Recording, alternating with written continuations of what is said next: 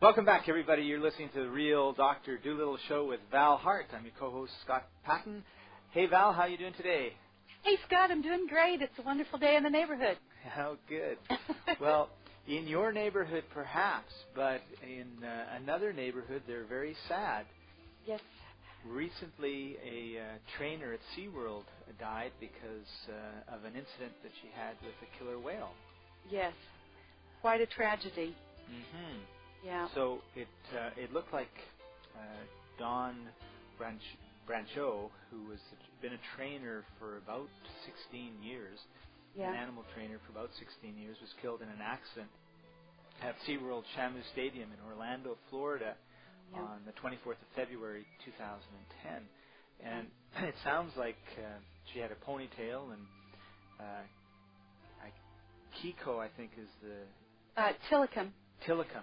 Right, Tilikum was the 12,000-pound orca that grabbed her by her tail and ponytail. Her ponytail. Grabbed her by her ponytail and pulled her underwater, and basically treated her like a play toy, and until she died. And it was just such a tragic incident. I know it's not the first. There have been other incidents of other trainers. In fact, one of them happened in your neck of the woods at the Vancouver Aquarium. That's right. It's really, every time something like this happens, we really have to reevaluate and reconsider, what are we doing? Why are we doing it? Is there value to what we're doing? And it's really triggered off a really big controversy about, putting the spotlight on SeaWorld and other places like that, like zoos and stuff, and animal rights groups who feel like these sea creatures and wild creatures shouldn't be in captivity at all. Right. And so they're saying that the theme parks like that are really only interested in money, not conservation and animal protection. And then SeaWorld comes back and says, well, they gave $5 million to 350 different projects since the beginning of their conservation fund in 2003. And, so who knows, what's right or wrong.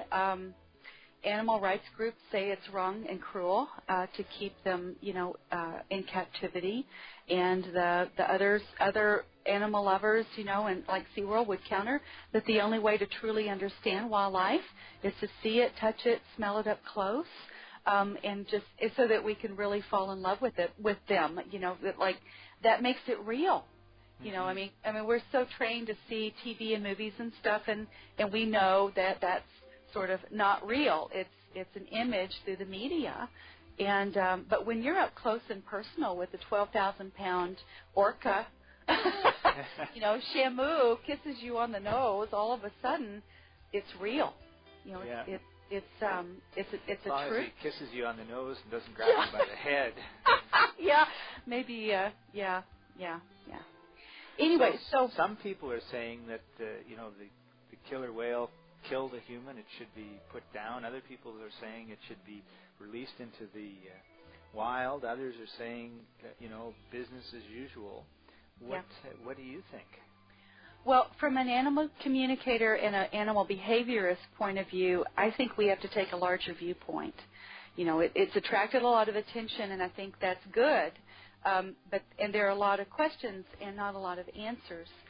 Anything that we try to do, whether we're trying to communicate with the whale, whether we're trying to, send comfort to the bereaved and the people who were affected so directly by the tragedy, we all have to come from a place of loving acceptance and an honest desire to truly understand the whale's viewpoint without blame, without judgment, and try to find a neutral emotional space, which can be very difficult in such a trauma. Mm-hmm. It's really easy to let our own feelings, our horror, our beliefs, or even our agendas, which animal rights groups have big agendas, that they feel very strongly about. But in this type of situation, I think it's more critical to be a neutral witness and observer. And to come at it honestly. What we do know is that what's done is done. We don't know the specifics exactly of what actually happened that day. We do know that the orca had reason to do whatever he did, whether it was an accident or not, you know. And whether we understand it or not. And whether we understand it or not. You know, wildlife is, by the very nature of the beast, so to speak, is wild. Right. When we take a wild animal that's not designed to be domesticated and we try to, in effect, domesticate them, then that is the risk. You know, that's the risk. Even with horses, you know, horses are more domesticated than a whale, but they're still dangerous, and you have to respect them. You know, you have to really understand, be aware, be connected, be observant. You know, and if your whale is having a bad day, it's probably not a good day to get in and play with him in the water. Right. You know? Right. But I mean, you have to be observant. You really have to witness and be connected. So I'm sure that the orca was giving some clues that he was emotionally upset or mentally imbalanced or something. Something made him think that it was the right idea and that it would be fun to do, or he wouldn't have done it. You know. But none of us will really know. So I don't know. What do you think? Well, I agree. I think that first of all, you can't. There's always going to be a danger if you're a lion trainer or a bear wrestler or a killer whale trainer. Right. Something is going to happen. And right. The fact that the person that this happened with had 16 years experience suggests that, you know, it could be the luck of the draw or whatever, you know. If you had someone that had, you know, was an apprentice SeaWorld trainer and it happened, you'd say, well, they just didn't know what they were doing, right? But, right. I think that, you know, it's not like... you know, it's first-degree murder or anything like that, as far as, you know. No, and he didn't do it, hopefully, anyway, with, you know, premeditated intent. I have kind of I have this philosophy about sharks, because ever since the movie Jaws came out, everyone was like, oh, you know, and the number of actual times a shark bites a human in the world is, you know, pretty rare compared to the number of times we hit pedestrians with our cars. But you know, nobody cares about that. They just care about, you know, a shark ate somebody and they're upset, right? Yeah, shark attack. Yeah. When I was down in Australia, they had fish and chips, and this fish and chips is really good. And it wasn't cod, and it wasn't halibut, which is what I would have in Canada. It was flake, and so they called it Flake and Chips. And I'm going, well, flake. What's flake? What's a flake? I've never heard of flake, right? Well, it was a nickname that they gave sharks, and they would fish and they would pull out. I actually was down at the dock one day and saw about 3-foot long sharks. Wow! And I don't know if that was 3-foot long sharks because they were young, or 3 foot, or that was just the species. I never really got that figured out. Yeah. But the meat of that shark was amazing. So I'm looking at, you know, these hundreds of sharks being pulled out of the water. Yeah. And I'm thinking, you know, we're eating hundreds and hundreds and thousands of sharks. And so if one of them eats us one, you know, like, you know, they got to eat like thousands to catch up as far as... Where's the balance in that, right? Where's the balance in that, right? Right. So I think that, you know, if we're going to have places where we can see these animals up close, and we feel like that's a really good thing, because if our children and the adults can see these animals, maybe we'll have a greater appreciation for the ocean, greater appreciation for all of the animals, and you know, if that's the case and that's the purpose, then I think, you know, these animals that are caught may be considered volunteers and ambassadors, and because we have different cultures and values and all that sort of stuff, you know, sometimes things will happen that we, you know, we have to sort of take a look at. And we do. And I certainly think that, you know, there's no way that he should have the death sentence. He should either be, you know, retired out to sea somewhere, or just continue on as is and be very, very careful around him. Right. Well, if it was me, I would be going in there communicating with him. We need to find out what he did, why he did it, find out what his state of mind actually is, and what really happened from his viewpoint, right? Before we make a judgment call. Scott, this reminds me of I was called a number of years ago to go work with an elephant at the San Antonio Zoo. Wow. And what had happened is that the matriarch, her name is Ginny, was like 50-something years old, and she had killed her trainer. And they had her in chains, and they weren't trusting her, and they were afraid, they didn't know why she did it. They just came in, and the trainer was dead. She had basically smashed him, smashed his head on the ground. And they didn't know what to do. This normally wonderful, docile, elderly elephant, and now all of a sudden, she's got chains on her legs, and they're not letting her out of her little pen, and not interacting with her much, and all that stuff. And they're like, we don't know what to do. Should we put her down? What do we do? And so what I did is I went in and I communicated with Ginny. And Ginny told me a very interesting story. She said that this particular trainer had been harassing her and her herd, and that as the matriarch, she had a right to protect herself and her herd, that they had been very patient and tolerant of this man, but that he was an alcoholic, and that he had come in that night not in his right mind, being obnoxious, and she had simply made a judgment call, an executive decision, if you will, that was enough. And she simply grabbed him with her trunk, turned him over, pumped him on his head, which of course cracked his head open, and that was the end of it. And to her mind, it was justified action. It had nothing to do with the others, who she felt were all very good-hearted, good people, and she had no ill intention and no thinking beyond. It's like for her, it was done. It was complete. What needed to have happened is now happened. She took actions into her own hands. And when I shared that with the other handlers and assistants and volunteers, all of them looked at each other and went, now we understand. They said that they knew he had a drinking problem. They did not know it was that serious, but they completely understood.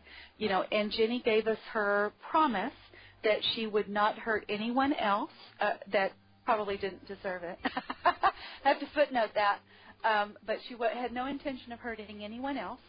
And then we also went to talk about the other elephants in the group and some of the problems that they were having and her health issues and a number of other things. And it was so wonderful. So they went out and they unchained her and they let her back out into the large enclosure, and she was fine. No other incidents. She was just as sweet and cooperative and, good as she had always been.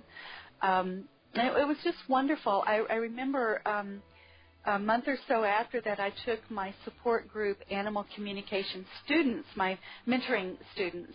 I actually took them. We went on an outing to the zoo together, and we all wound up at the elephant enclosure, and we found a place on a bench in the shade, and we all kind of sat there and watched the elephants. And as soon as Ginny saw us over there, she grabbed a big pile of hay in her trunk, and she made her way over right to us and stood right in front of us, put her hay down, and she just stood there and ate her hay and communed with us. It was so heartwarming, That's wonderful. I know, and it was so interesting because after a few minutes, one of the elephant handlers came running over there, and they were very concerned. And they said, "What are y'all doing?" He said, "I don't know what y'all are doing with the elephants, but this is very unusual."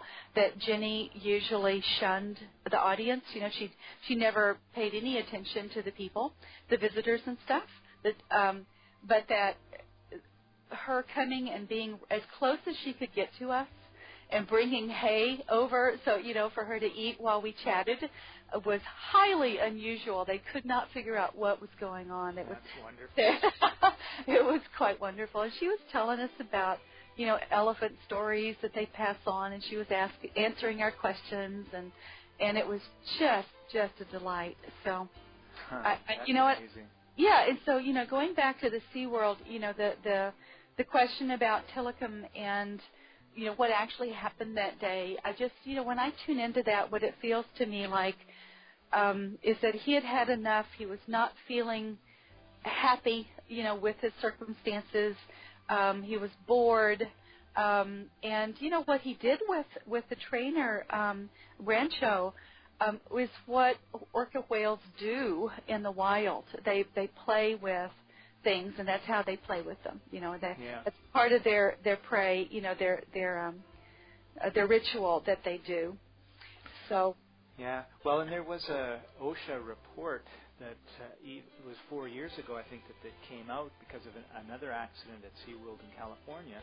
Yeah. And the report actually predicted that a whale trainer at SeaWorld in San Diego could be killed. And it said swimming with captive orcas is inherently dangerous. And if somebody hasn't been killed already, it's only a matter of time. Yeah. And they went on to present evidence of the number of people who've been injured by captive orcas, as well as 4 people who have been killed.